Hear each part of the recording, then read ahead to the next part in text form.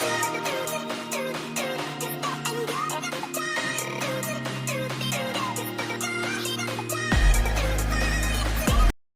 clear the air. When we hear narcissist, we often picture someone loud, arrogant, maybe even charming.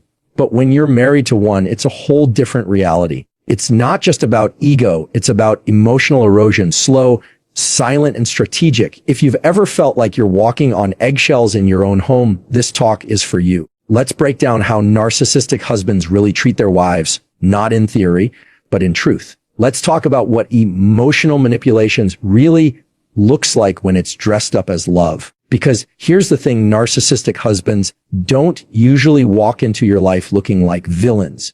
They don't come with warning signs or flashing lights. In fact, they often start by giving you everything you thought you wanted: attention, praise, protection. They seem invested, they seem caring, they seem perfect.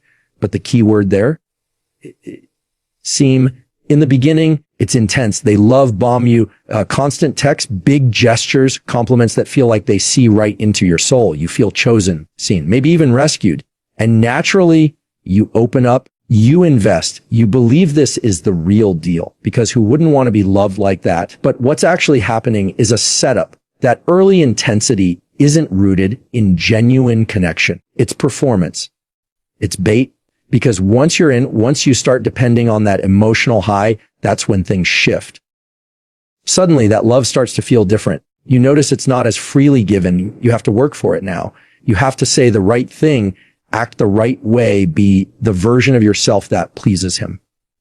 And if you step outside of that box, if you push back or even just express a need, what you get is withdrawal, dismissiveness, maybe even anger. This isn't the kind of love that grows. This is the kind that's held over your head like a reward, or worse, a weapon. And that's how emotional manipulation starts to take root, quietly, but powerfully. It tells you that love is something you earn by staying small, agreeable, and accommodating. You'll hear phrases like, "I do everything for you," or "No one else would put up with you like I do." He might say it with a laugh or wrapped in a joke, but the message lands just the same. You start questioning yourself. You wonder if maybe you are too emotional or ungrateful or needy. And while you're sitting there overthinking, he's sitting in control. That's the dangerous part of this kind of manipulation. It's not loud or obvious. It's subtle. So when people from the outside look in, they don't see it. They see a man who brings you flowers, who smiles for the camera, who talks about how much he loves his wife. But you're the one who feels the shift when the door closes. You're the one who knows there's a price for every compliment, a condition behind every kind gesture. And when you try to talk about it, when you bring it up, he flips it. Suddenly you're the problem. You're overanalyzing. You're too sensitive. He tells you he's just trying to help, just trying to love you. And if you can't see that, then maybe you're the one who's broken. Now you're caught in this loop, trying harder, giving more, just to get back to that version of him you met at the beginning, the version who adored you, who said you were everything he ever wanted. But that version doesn't really exist anymore. Maybe he never did. That's the cycle. That's how emotional manipulation works under the mask of love.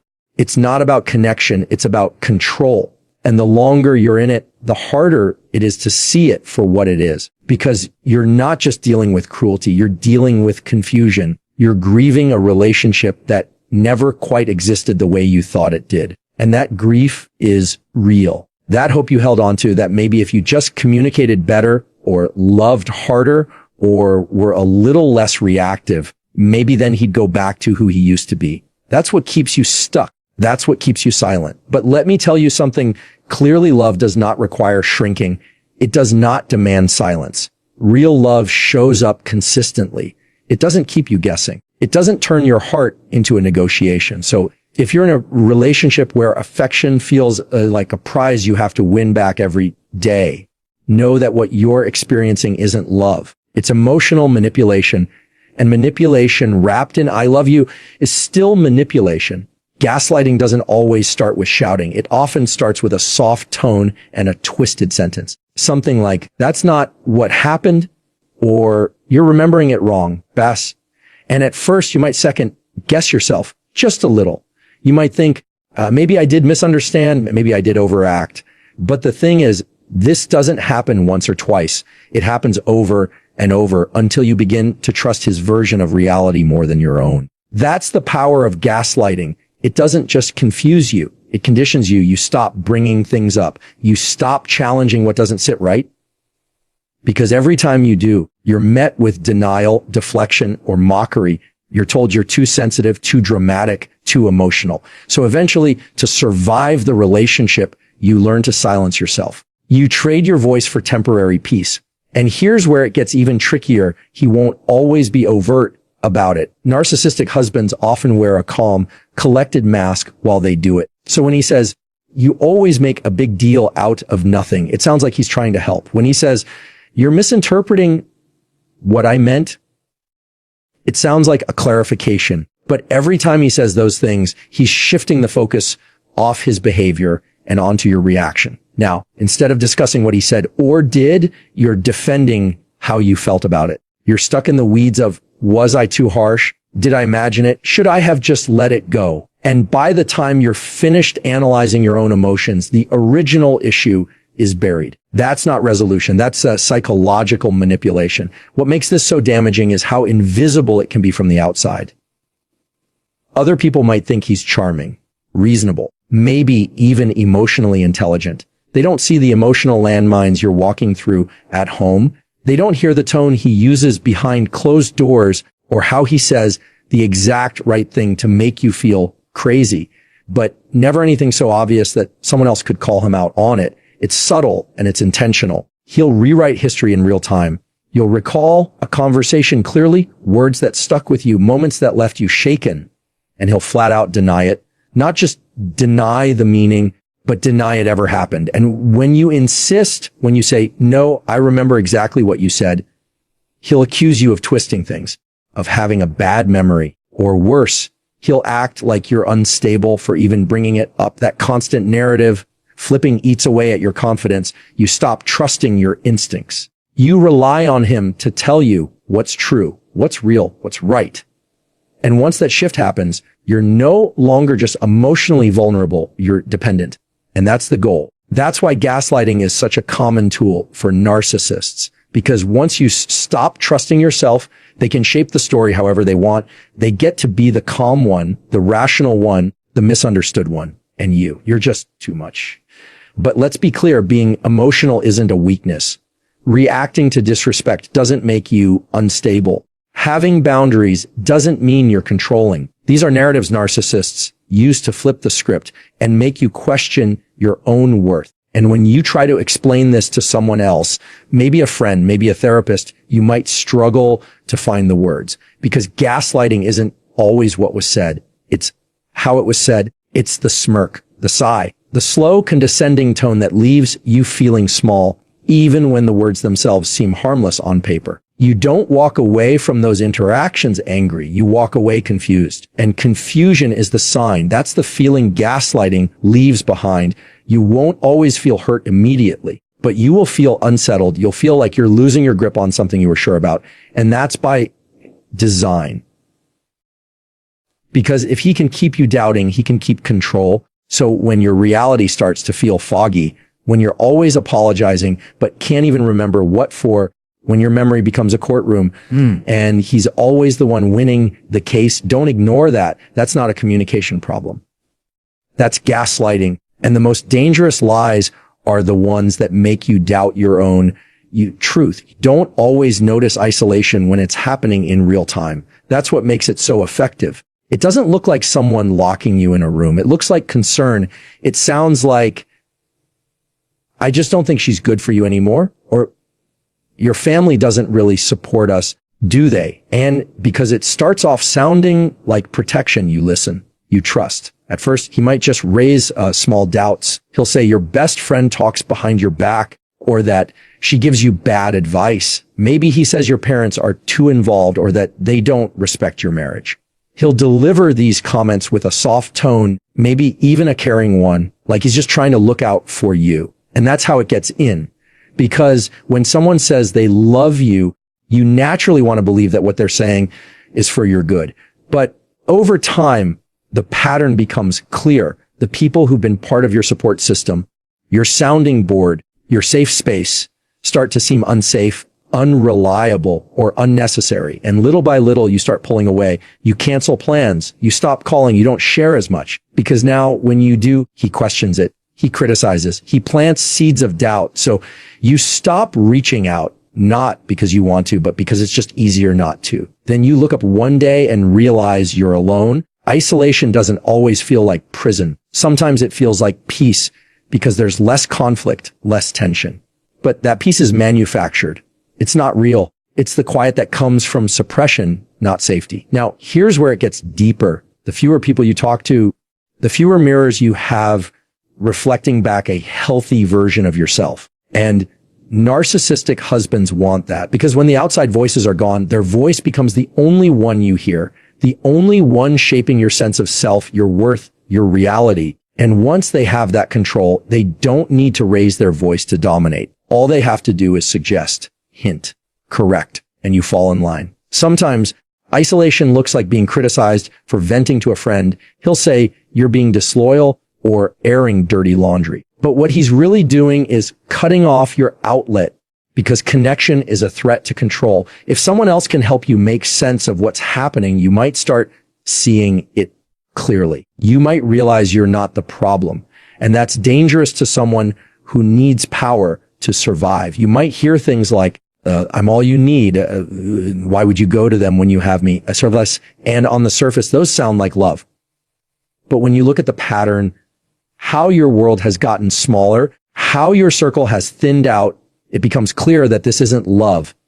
It's strategic. It's control disguised as closeness. What's even more heartbreaking is how this plays out when things go wrong in the relationship. Because by the time you're really hurting, when you're feeling broken, confused, desperate, you have no one left to talk to. And that's by design. Now, you have to go to him for comfort, clarity, validation, the very person who's been destabilizing you all along. It creates a closed system. You're trapped in a loop where the only relief is the same person who causes the harm. And that makes it incredibly hard to leave or even to imagine a life outside of it. Because he's not just your partner anymore. He's become your whole environment.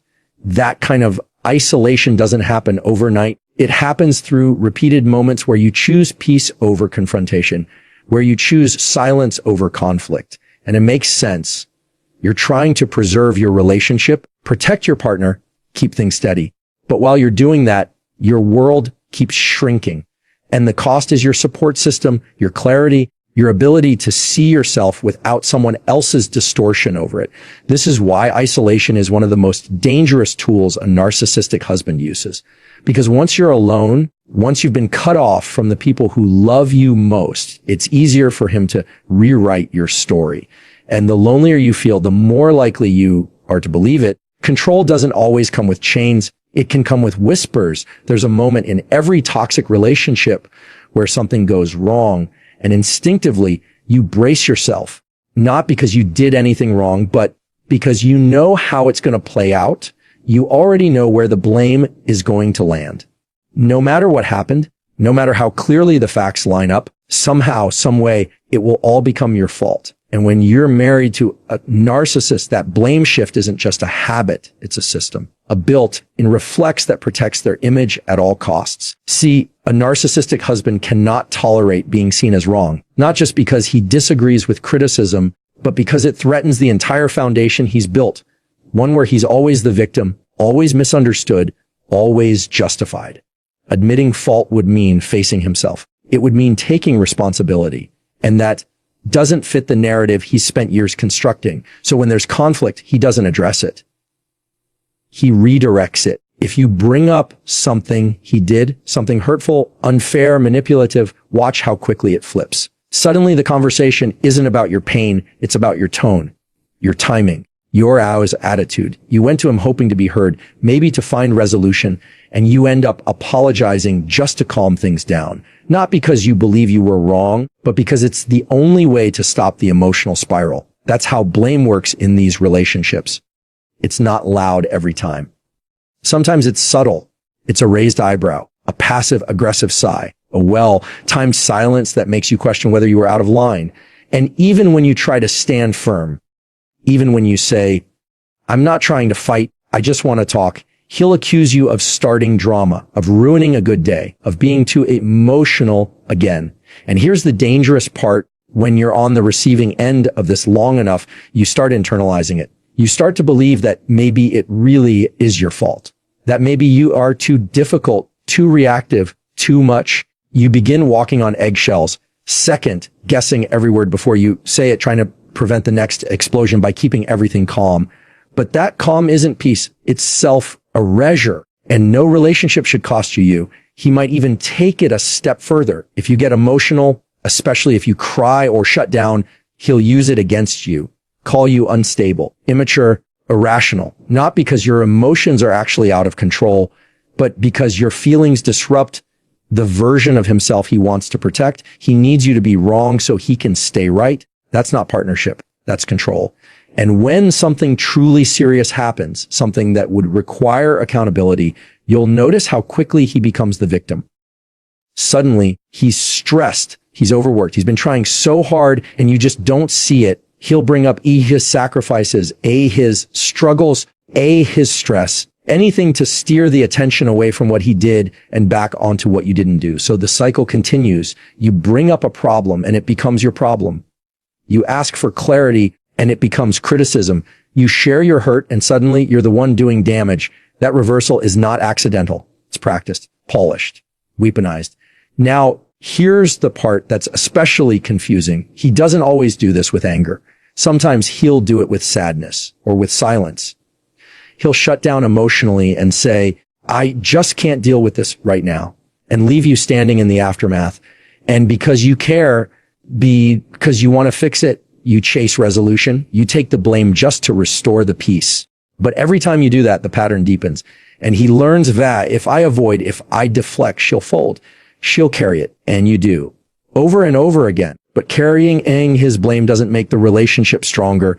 It makes it heavier for you.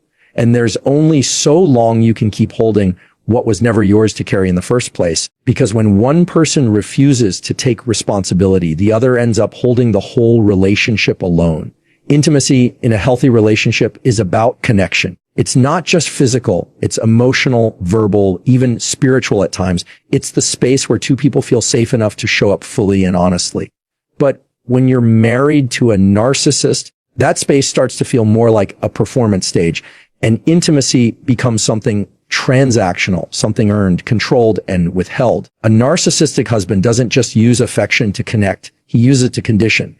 If things are going his way, if you're compliant, agreeable, quiet, then he can be affectionate. He can be warm, even generous. But if you speak up, if you express frustration, set a boundary, or heaven forbid, question him, watch how quickly it's all taken away. He won't raise his voice. He won't slam a door. He'll just go cold emotionally, physically, sometimes for days. You'll find yourself in these silent standoffs where he won't touch you, won't talk to you, won't even look at you with warmth. And it's not because he's processing or needs space. It's because he knows the silence affects you. He knows the emotional distance triggers something deep. Because deep down, you want connection. You want resolution. And he knows that eventually you'll break the silence. You'll apologize. You'll reach out. You'll try to make it right, even if you weren't wrong. That's the power in withholding. And when it comes to physical intimacy, it's no different. You might feel like you're never sure what version of him you're going to get. Some days, he's engaged, charming, attentive. Other days, he's distant, disinterested, cold. And the worst part, he won't tell you why. He won't communicate. He'll just let you sit in the confusion. And when you try to bring it up, you'll be met with sarcasm, denial, or blame. You might hear things like, you're the one who's never in the mood, or I don't want to be with someone who's always nagging me. And just like that, your effort to connect becomes ammunition against you. So you stop bringing it up. You stop asking. And that's exactly the point. What happens next is this quiet erosion. You start interpreting his moods, walking on emotional tiptoes, trying to avoid doing anything that might shut him down. You become hyper aware of what makes him affectionate and what makes him retreat. And slowly, without realizing it, you start adjusting your behavior not to be more connected, but to avoid punishment. Because that's what this is. It's punishment. It's intimacy being used as leverage. He's not withholding affection because he's unaware of your needs. He's doing it because he knows exactly what you need, and he chooses not to give it to you. This is how control hides in the everyday, in the bedtime routine, in the way he pulls away from your touch, in the way he withholds compliments, encouragement, warmth. And when he does give it, when he finally wraps his arms around you, when he says something kind, you feel relief, not joy, not connection. Thus relief, because you've finally done enough to earn his attention again. And let's talk about the silence, the deep, thick silence that follows any conflict. That isn't space. That's a weapon. It's used to make you question your worth, your impact, your place in his world. He knows the silence is louder than yelling. He knows it leaves you anxious, unsettled, wondering if you'll be forgiven, wondering if you should have kept your mouth shut. And so next time, maybe you will. That silence teaches you to shrink, to stop bringing things up, to stop asking for more. And little